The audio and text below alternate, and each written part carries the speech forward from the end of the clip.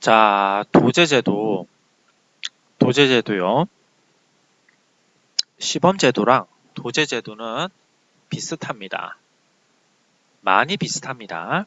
시범제도가 약간 체계적이지 않다라면 이 도제제도라는 것은 좀 더 체계적이고, 그죠? 아주 효과적으로 지식을 전달하는 시스템을 갖췄다라고 할 수 있습니다. 물론 선임자, 즉 배우는 사람과 가르치는 사람이 있고요. 또는 어떠한 단순한 기술입니다. 여기서는 고도화된 기술이라기보다는 좀 더 뭡니까?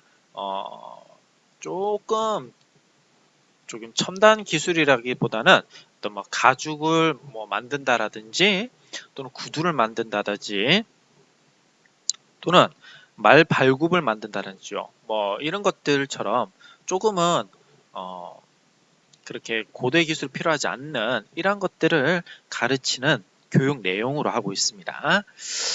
자, 그래서 도제제도는 시범제도의 연장선상으로 문명의 발달과 함께 나온 거라고 할 수 있는데요. 이는 2100년도 기원전 2100년에 제정된 함무라비 법전에서도 찾아볼 수 있다라고 합니다.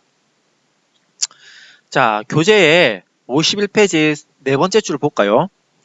자, 도제 훈련은 작업 현장에서 감독자의 지도를 받거나 훈련공 또는 선임 공원의 작업을 직접 보조하면서 필요한 기능과 지식을 습득하는 것이다. 특히 이 부분이 중요한 부분이죠. 이 부분이 이제 시범제도와 결정적으로 차이가 나는 부분인데요. 수공업적인 정교한 기능을 여기서 보겠습니다. 수공업적인 거예요. 자, 손으로 하는 거죠. 정교한 기능을 오랜 일에 걸쳐서 체득해야 할 작업에 있어서 이와 같은 훈련 방식은 의의가 있다라는 것입니다. 한 번만 보여주는 것이 아니고요. 오랜 기간 동안 손에 익을 정도로 데리고 가르친다는 것이죠. 자, 근데 이 도제제도가 현대에도 많이 쓰이고 있습니다. 자, 그렇다면 여러분들, 자, 여기 보조자료에 보시면 이 사이트가 있죠? 한번 보도록 하겠습니다. 네, 한번 허용하죠. 자, 이 사이트에 보면 제가 이렇게 미리 찾아놨는데요. 자, 이것은요, 산학일체형 도제학교 이런 식으로 해서 요즘에 많이 뜨고 있는 겁니다. 그렇죠? 한번 잠깐 보겠습니다. 인재라는 사실을 잘 알고 있습니다. 오늘의 자원이 부족한 이 땅에 있게 한 힘. 대한민국의 성장 동력은 바로 사람입니다.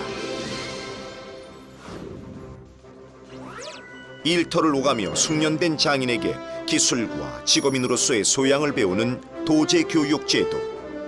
도제교육은 유럽식 직업교육의 모태이자 산업강국 독일과 스위스를 만든 근간이 되었습니다. 현장 실무 중심의 유럽식 도제교육에 학교 교육의 강점을 접목시킨 한국형 도제교육 시스템. 이것이 바로 산학일체형 도제학교입니다. 2015년부터 시작된 산학일체형 도제학교는 기업에 필요한 우수 인력을 양성한다는 평가와 함께 점차 확대 실시되고 있으며 참여 분야 역시 산업 전반으로 그 영역을 넓혀가고 있습니다. 학교에서는 이론과 기초 실습을 가르치고 기업에서는 숙련된 기능과 직업 문화를 훈련시킬 수 있는 도제학교의 교육 프로그램. 참여 기업의 현장에 맞춘 특화된 교육. 도제교육 프로그램의 강점은 바로 그것입니다. 기업의 특화된 교육 과정을 기업이 직접 운영하기 때문에 기업은 기업이 필요한 인재를 직접 교육하고 양성할 수 있습니다. 바로 이 부분이 중요한 것이죠, 여러분들. 기업이 필요한 인재를 직접 양성할 수 있다. 바로 이것이 도제제도의 핵심이라고 할 수 있습니다. 나머지는 여러분들 한번 봐주시고요. 자, 그렇다면 여기서 말하고자 하는 것은 그런 거죠. 그죠? 자, 도제제도라는 것은 이게 약간 다릅니다. 지금 여러분들이 봤던 동영상에 이러한 도제제도는요, 누군가한테 즉 기술을 가진 사람한테 오랜 기간 동안 배운다라는 측면에서 현재의 개념으로 전환시킨 거고요. 책에 나와 있던 도제제도라는 것은 시범제도의 연장선상으로 오랜 기간 동안 수공업 등을 배운다라고, 손에 익을 때까지 배운다라고 보시는 겁니다. 약간 달라요. 하지만 도제제도라는 것은 오랜 기간 동안 배운다라는 건 오랜 기간 동안 어떤 수공업적인, 그죠?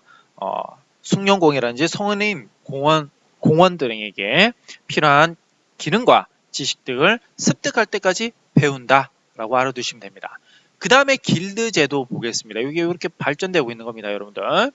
길드 제도라는 것은요, 우리가 게임할 때 보면 길드 많이 하죠. 여러분들 길드, 저는 게임을 안 해봐서 그러는데요. 길드라고 하면 모든 사람이 똑같은 일을 할 때도 있습니다. 하지만 모든 사람이 좀 더 분화되어진 어떤 전문적인 기술, 직능을 가지고 어떤 울타리를 치는 경우도 있어요. 이를 우리가 뭐라고 하냐면, 자, 이해관계가 비슷한 직종끼리, 유사한 직종끼리 모인 단체라고 얘기할 수 있습니다. 그죠? 자, 그러면 51페이지에 3번에 길드 제도 한번 봅시다. 길드란 이해 관계와 직종이 유사한 사람들끼리 형성한 조직체로서 차츰 상호 간의 기본적 목적을 침해하지 않고 상호 협조하며 이익을 도모하고자 하는 조직적 제도로 발전되었다라고 할 수 있습니다. 그죠?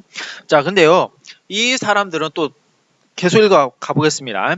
중세 시대에 잘 발전된 길드는 실질적으로 시민 간의 이권을 창출함과 동시에 제품의 질적 향상을 확립시키는 제도였다. 그리고 조합원들은 원료와 도구를 소유하고 작업을 감독하는 기능장, 교우 생활비 정도의 보수를 받거나 때로는 무급으로 통상 기능장과 침식을 같이 하면서 훈련을 받는 도제공 과정을 마치고 아직 정식 기능장이 되지 못한 초기의 직장 등으로 분류되어 형성되었다. 따라서 도제공들은 결국 기능장이 되기 위해서 기술을 훈련받는 사람들이었다라는 것이죠. 자, 여기 길드 제도라고 해서 아까 수평적인 관계도 있겠지만 그 속에는 직장, 도제공, 그리고 최고의 자리인 기능장들이 모여있는 일종의 상하관계가 있는, 그죠? 피라미드 구조가 있는 어떤 사회 단체라는 것이지요. 물론 수평적인 관계도 있습니다. 그죠? 자, 그러면 이러한 피라미드의 피라미드의 이러한 사회적인 구조를 가지고 있기 때문에 역시 이 직장인들은 기능장이 되기 위해서 훈련을 할 수밖에 없었어요. 이게 바로 길드 제도라는 것이죠. 그죠? 자, 그 다음에 나온 것이 우리가 52페이지에 후견인 제도가 되는 것입니다. 후견인 제도라는 것은요. 자, 한번 읽어 가보겠습니다. 길드 제도하의 생산이 간의 수공업 단계에서부터 발달하여 공장 수공업 단계로 발전을 본 것이라면, 그죠? 여러분 여기서 잘 보겠습니다.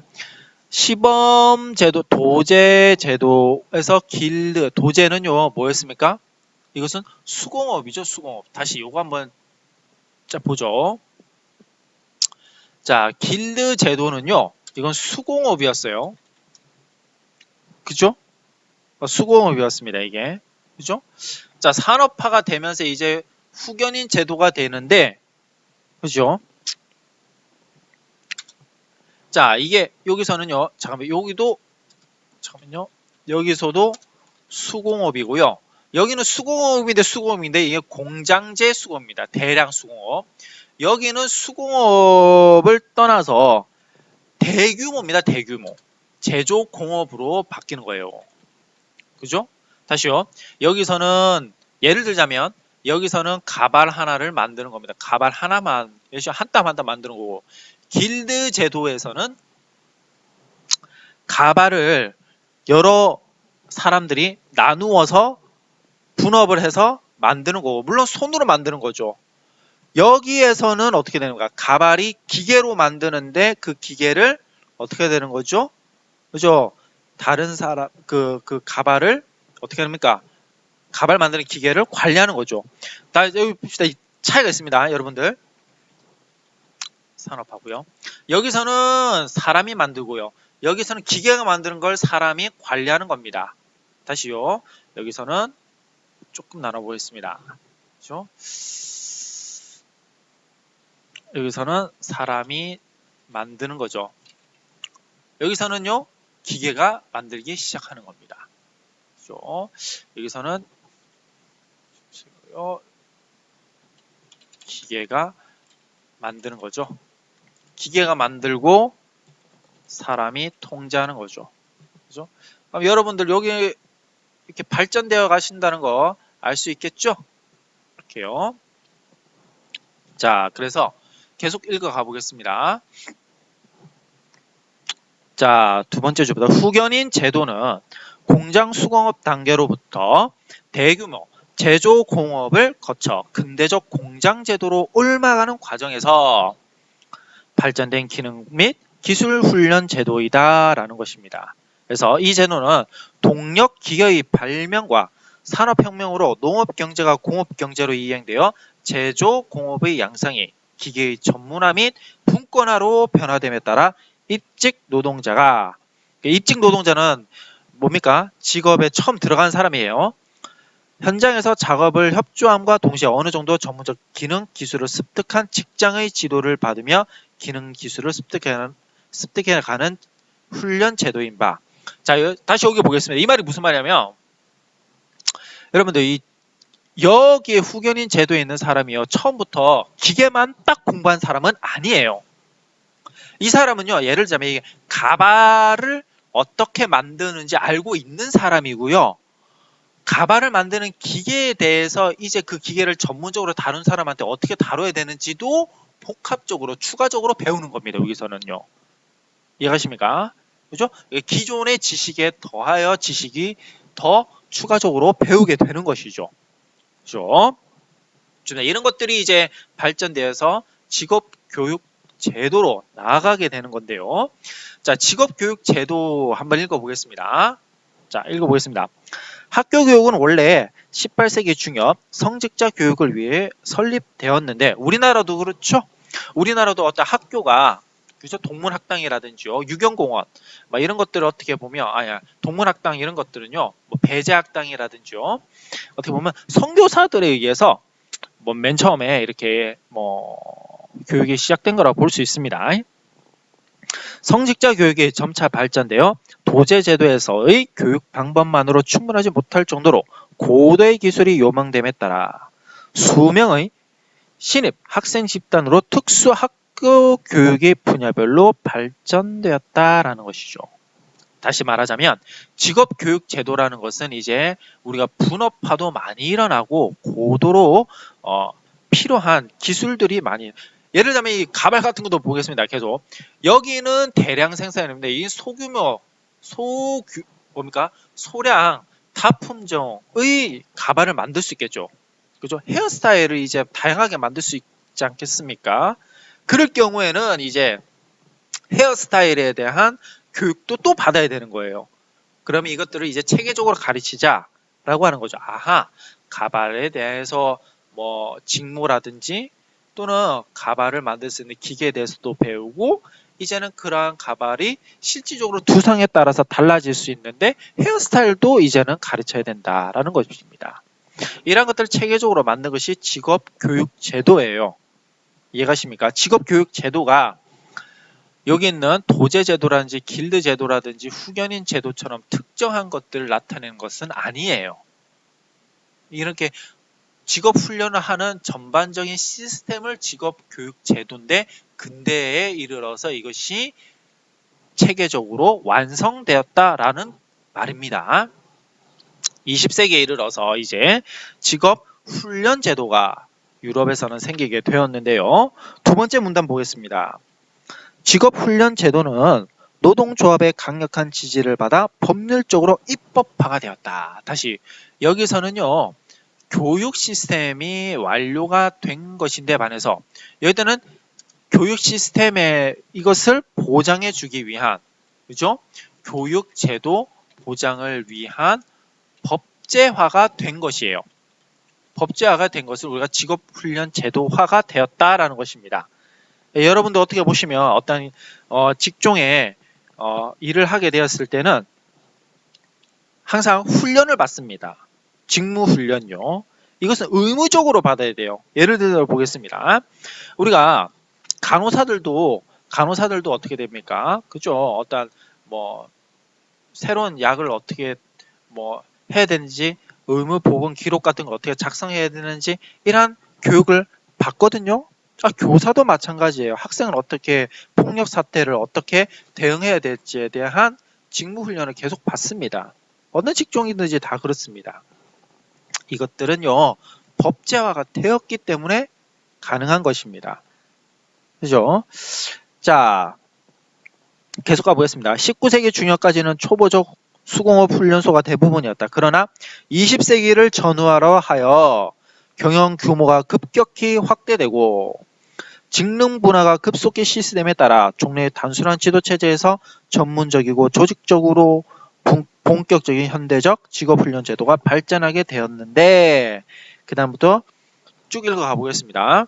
생산 방식이 대규모 제조 공업을 거쳐 근대적 공장 제도로 변함에 따라 각종 생산공학적 지식과 기술의 경험에 의한 습득이 아니라 이론을 통한 습득의 필요성을 인식하게 되었고, 현장에서 직접 기계를 조립하면서 기능 및 기술을 배우는 것 외에 훈련을 이론과 실습으로 구분하여 개별적 양성소나 특수 실습 장비와 기계 설비를 갖춘 곳에서 이를 습득함으로써 전문적 직업훈련 제도로 발전하게 되었다라는 것이죠. 다시 말하자면 여기서의 두 번째 특징이 뭐냐면 이론화를 학습하게 되었다는 것이죠. 그러니까 여기서는 훈련만 받을 수 있는 곳이 생겼다는 것입니다. 여기서는 훈련만 받을 수 있는 곳이 아니에요. 여러분들이 내일 배움 카드를 가지고 빵 만드는 뭐 제과 제빵이라든지요, 어떤 미용이라든지요, 캐드캠이라든지요, 이런 훈련을 배우는 학원을 가죠. 이 학원이라는 개념이 생겨난 것이 바로 직업훈련 제도가 완성되었기 때문인 겁니다. 약간 다르죠, 여러분들. 여기서는요, 다시 보겠습니다. 그렇다면 여기서 헷갈리는 것이 있습니다. 직업교육 제도와 직업훈련 제도의 차이는 무엇이냐? 직업교육 제도라는 것은요, 이러한 정근대와 근대와 현대를 거치면서 이렇게 발전되어 가는 시스템이 체계화가 되었다는 것을 얘기하는 것이고요. 직업훈련 제도라는 것은 이론을 배울 수 있도록, 두 번째, 직장 내에서 교육을 배울 수 있는 법제화가 완성되었다는 말을 하고 있는 겁니다. 그죠? 이걸 또 달리 말해 보겠습니다. 근로자가 되는 사람에게 직업에 대한 필요한 지식과 기능을 교육시키는 제도를 말을 한다. 직업훈련은 근로자의 직업 생활 전 기간을 통하여 단계적, 체계적으로 실시되어야 하며 학교 교육과 산업사회와의 밀접한 관련하에 실시되어야 한다. 또한 여성, 중고령자, 신체장애인 등에 대한 등등은 직업훈련이 더 중요시되어야 한다. 정부에서는 근로자의 직업 안정을 위한 직업훈련에 필요한 사항을 담아서 직업훈련 기본법을 1976년에 제정했다라고 되어 있습니다. 그래서 한국직업훈련관리공단을 중심으로 공공직업훈련, 각 기업에서 하는 사내직업훈련, 노동부 장관의 인가를 받은 시장 인정직업훈련 등의 기관들이 있다라고 얘기할 수 있죠. 즉 법이 제정되었고요. 이론화시켜서 우리가 할 수 있는 기관들, 즉 학원 같은 것들이 생겼다라는 것이, 이런 개념을 완성시켜주는 것이 직업훈련 제도, 20세기에 들어서 나타난 유럽의 특징이라고 할 수 있죠. 우리나라도 다 있죠, 이런 것들. 자, 그렇습니다. 그러면 이러한 것들을 영향받아서 미국은 어떻게 인적 자원 개발이 발전되었는지를 한번 알아보도록